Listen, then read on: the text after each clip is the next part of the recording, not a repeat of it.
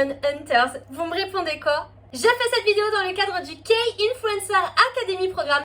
Aujourd'hui, je vais vous parler de ma propre expérience ou revue de la K-culture. Quoi de mieux que choisir mon dernier coup de cœur en date pour vous en parler, le film K-pop Demon Hunter. Le film K-pop Demon Hunter est un film disponible sur la plateforme Netflix qui est sorti le 20 juin 2025. Celui-ci a été réalisé par Maggie Kang et Chris Applehans. Avant d'aller plus loin dans la vidéo, pense à liker, commenter, partager et à t'abonner. Pour ce faire, j'ai noté l'ensemble des références culturelles sur ma jolie feuille rose. Et cette vidéo va se diviser en 3 catégories. Premièrement, nous allons parler des références à la K-pop ainsi qu'au K-drama qui sont présents dans le film. Ensuite, nous allons parler des références à la culture traditionnelle coréenne qui se trouve dans le film K-pop Demon Hunters et vous allez voir que c'est très intéressant. Et pour terminer, nous parlerons de la catégorie que j'ai intitulée référence à la culture coréenne moderne. Première catégorie.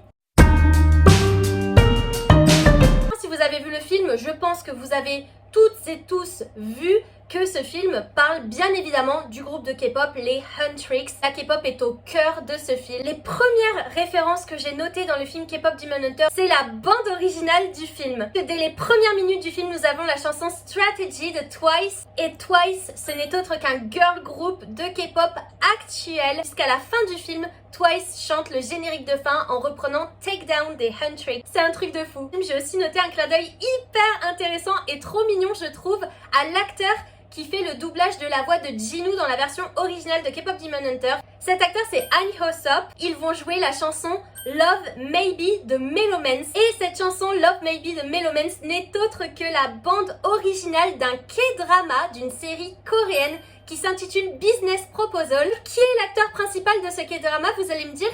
Eh bien, c'est justement Han Hyo-sop. C'est un clin d'œil super mignon, non? Vous trouvez pas? Nombreuses sont les personnes, et moi la première, à avoir noté que les chansons des Huntrix et des Saja Boy font clairement référence à des chansons de K-pop.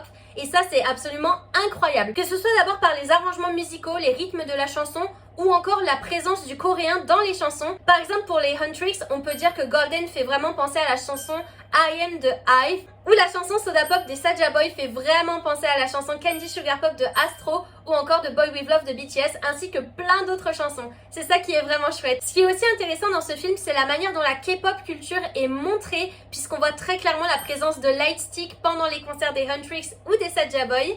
Et on montre également les comeback stage, puisque dès qu'il y a une sortie de chanson, les idoles vont performer sur des stages spéciales et il y a des votes pour choisir quel est le meilleur comeback de la semaine. On peut également parler du fait que les chasseuses, qui sont les chanteuses choisies pour Seal le Honmoon, eh bien sont représentatifs de l'évolution de la K-pop ou du moins de l'industrie musicale en Corée. Le film K-pop Demon Hunter, pour moi, ça nous rappelle vraiment notre essence de fans de K-pop même. Et je trouve ça vraiment trop chouette qu'ils aient fait autant hommage à la K-pop culture et aux fans aussi. Maintenant, nous allons passer à un aspect super intéressant du film et personnellement, c'est moi ce qui m'a le plus marqué dans ce film parce que j'en ai appris beaucoup. C'est parti pour la deuxième partie! Tout d'abord, nous allons parler de nos très chers Saja Boy, notre groupe de beaux gosses qui sont en réalité des démons. Dans cette partie, je vais beaucoup me focaliser sur le personnage de Jinu, puisque pour moi, Jinu représente vraiment cet aspect de la culture coréenne traditionnelle dans le film. Lors de sa première apparition, Jinu joue d'un instrument et cet instrument est un instrument traditionnel coréen en forme de poire qui s'appelle le bipa. C'est ainsi que pour moi, le personnage de Jinu, dès sa première apparition dans le film, va marquer et représenter une part de l'histoire coréenne. Plus tard dans le film, on apprend effectivement que Jinu a vécu à l'ère Joseon. L'ère Joseon qui est une des ères les plus importantes de l'histoire coréenne puisque celle-ci a duré de 1392 à 1910. Et je vais maintenant vous parler de nos deux petits personnages hyper mignons et à la fois trop divertissants qui sont le tigre et la pie. La pie, kachi en coréen et le tigre, horangi en coréen. Le tigre est l'animal national en Corée.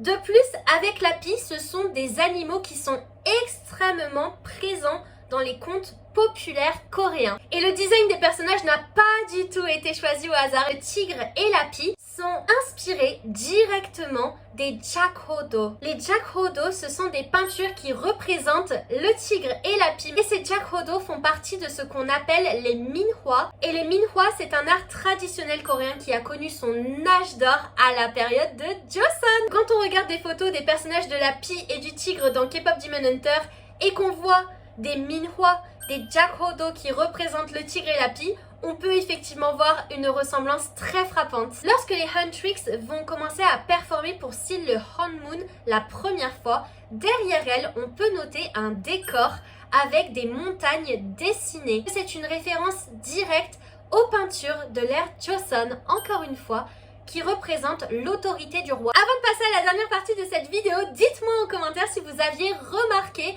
vous aussi, des références à la culture coréenne traditionnelle dans le film K-pop Demon Hunter. C'est parti pour la partie 3. Il est vrai que le film K-pop Demon Hunter se déroule à l'ère moderne. On va découvrir la ville de Séoul dans son ère actuelle, avec notamment la présence de paysages qu'on peut reconnaître et qu'on peut voir directement quand on va en Corée. Je pense notamment à la Namsan Tower, les références à la cuisine coréenne. Dès le début du film, on voit les Huntrix en train d'avaler des kimbap, de manger des ramyeon, et ça ce sont des plats typiques coréens. On trouve également sur les tables des banchan qui sont les accompagnements avec le kimchi notamment, et également la vaisselle utilisée qui est de la vaisselle typique coréenne. La dernière référence à la culture coréenne que j'ai notée dans le film, ce sont la présence des spas coréens dans le film qu'on voit à plusieurs reprises, les spas coréens qu'on appelle les chimchilbang. On voit notamment Zoé à un moment donné avec ses petites serviettes en forme de rond sur les oreilles, et ça c'est typique des spas en Corée. Et voilà les amis, c'en est tout pour les références à la culture coréenne et à la K-pop dans le film K-pop Demon Hunter. Pour conclure cette vidéo les amis, j'ai envie de vous parler d'un événement majeur de l'histoire coréenne, puisque 2025 et plus précisément le vendredi 15 août 2025, la Corée va célébrer les 80 ans de sa libération. En Corée, c'est ce qu'on appelle le jour de la libération de Corée. C'est pourquoi j'ai choisi de parler du film K-pop Demon Hunter aujourd'hui, puisque selon moi, ce film rend hommage à cette belle culture qu'est la culture coréenne et la célèbre sous toutes ses formes. Sur ce, j'espère que vous avez apprécié cette vidéo. Dites-moi en commentaire si vous avez vu le film K-pop Demon Hunter. Partagez-moi ce que vous en avez pensé et dites-moi si vous aussi vous avez remarqué des références culturelles à la K-pop ou à la culture coréenne dans le film. Puis j'espère que vous en avez appris plus sur la culture coréenne aussi. Et sur ce, moi je vous dis à très bientôt. Ciao ciao!